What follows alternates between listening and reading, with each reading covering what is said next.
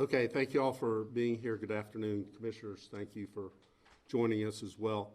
As many of you know, last night 2 of our officers were tragically shot during a proactive police stop, and I'm going to let the Chief update you on the details of the criminal activity and the great police work that was done in apprehending the perpetrators. And I also want to thank the many other law enforcement agencies that assisted OPD during the evening. I'm going to let the doctors talk about the conditions of the officers to the extent they can.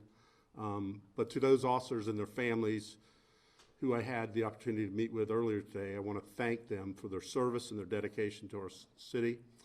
They put their lives on the line every single day to keep our community safe. And I also want to thank the doctors and the nurses here at Orlando Health and all those who quickly responded and provided essential care to the officers at this critical time. So our entire community's thoughts and prayers remain with those courageous officers, their families, and our entire OPD during this difficult time. And now I'd like to call on Chief Smith to update you more on the details of the events from last night.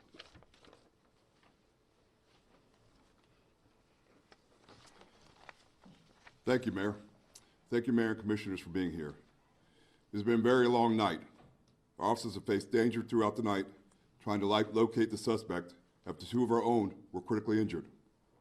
Just a reminder, the officers' identities are protected by Marcy's Law.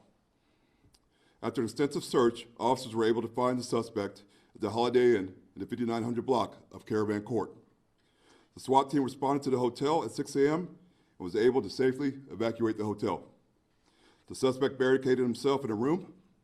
Several attempts to get the suspect to surrender were made and refused to give up. At 8:58, the suspect shot at our SWAT officers multiple times. SWAT officers returned fire, striking the suspect. The suspect is now deceased. The suspect has been identified as 28-year-old Dayton Bale, who has extensive violent criminal history. The second suspect was determined to not be involved in the shooting. We did locate him. I'd like to thank Orlando Health and all the law enforcement agencies who have helped us throughout the night. I also want to thank everyone from our community who has been sharing information and support for our department. Our officers are lucky to be alive, and we ask that you continue to pray for them. I will now turn it over to Orlando Health. Good afternoon. We exist for exactly this situation. We are the only level 1 trauma center in Central Florida for both adults and for children. We stand ready at any time, 24/7, just for an event such as this. We see events like this on a daily basis where our citizens are injured or become sick. It's a night like last night that is a real privilege for us at Orlando Health to be able to take care of those that protect us as citizens of Orlando every day. As you've heard, we had 2 officers brought to us about 11 o'clock last night.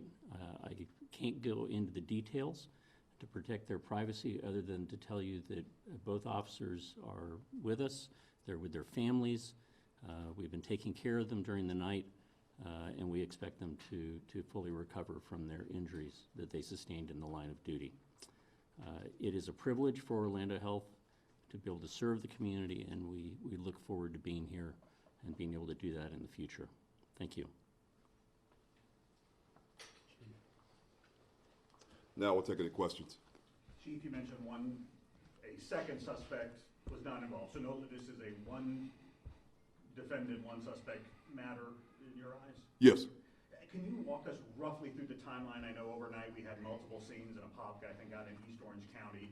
Can you kind of walk us through as best you can everything that happened since this? I can, some of it. Some of it's part of the active investigation, of course. So basically, like I said before, the officers approached the vehicle. The person was outside of the vehicle, and basically the car was basically wanted for as a suspect in a homicide out of Miami. And then the shooting occurred. The 2 officers were shot. Officers were right there, other officers right there. A vehicle pursuit ensued. It went up to some different areas. It went up to Apopka. It went up to another couple of different areas. As you know, we were doing a lot of things in Apopka. And basically through our investigation, it came back to the hotel over in Caravan Court, the Holiday Inn, and that's where we found him. Were you able able to say how you pinpointed him at the Holiday Inn? It's part of the investigation. Was there a carjacking involved here, and how did that all play out? Yes, that's one thing I mentioned last night, but I forgot to mention just now. So basically, after the shooting occurred, he did do a carjacking. We had a victim of the carjacking. So that was the vehicle that basically we were in vehicle pursuit of, was the vehicle he carjacked right after he shot the officers. Carjacking victim uninjured? Uninjured, yes. All right. And the car that was recovered at in Apopka, was that the carjacking victim's car? Yes. All right. So how did he get from the suspect get from there to the hotel? Did they grab another car? No, that's part of the investigation, but he didn't do any more crimes as far as finding another car, but who actually put him there is a part of the investigation. The second person who was caught with the suspect, was that person willingly going along with them? Were they like a hostage? Were they just, how did that? No, not a hostage, just a minor offense that basically put him in contact with that person, but that's a part of the investigation. But they were traveling together? No, he's somebody he came in contact with at the scene of the shooting. Oh, okay. Yeah. Although you can't release a lot of details of the investigation, anything you want to tell the community about what your officers did or the teams that came in from other jurisdictions to make this happen so safely and resolve quickly? So I want to thank all the other agencies who came and assisted us. All the local agencies, most of them you know, that came and assisted us, but also our federal partners. Our federal partners did a great job, and they always help us. They're always there to assist us. As far as our department goes, our department really came together. This is a tragedy for our department, getting any time to get officers shot. These officers are out here every day protecting our community. They put their lives on their line every day to keep us safe. And for some piece of crap to do this to them because they don't want to go back to prison is ridiculous. And we're not going to put up with it. We're going to stay out there fighting crime and keeping our community safe. That's our job. That's why we're here. That's why every one of our officers put their lives on the line. They're here to protect us, and they do it every day. Could you please give us the suspect's name? Sounded like you said Dayton Bale. But I wasn't We're going to release the criminal history. After. Yeah. Yes, Dayton Bale? Yes. Yeah. And you're all going to get a copy of the criminal history. Any other questions? Will that also include what happened, was the occurrence in Miami as well? I'm not sure if it is criminal history. You may have to reach out to them. Okay. Yeah.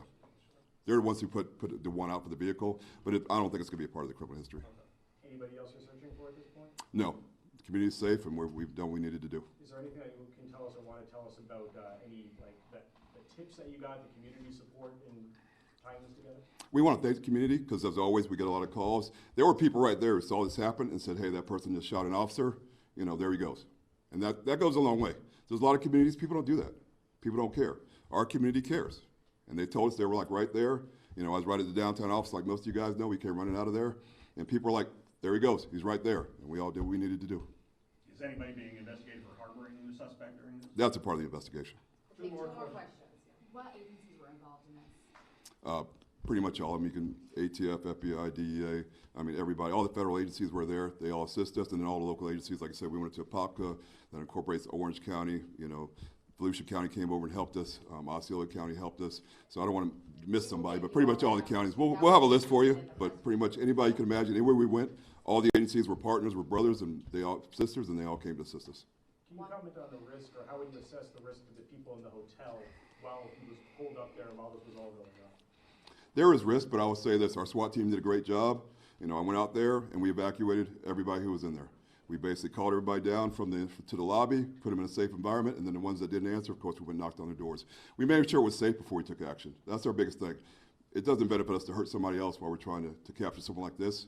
Time's on our side, we evacuated the hotel, then did what we had to do. All right, thank you.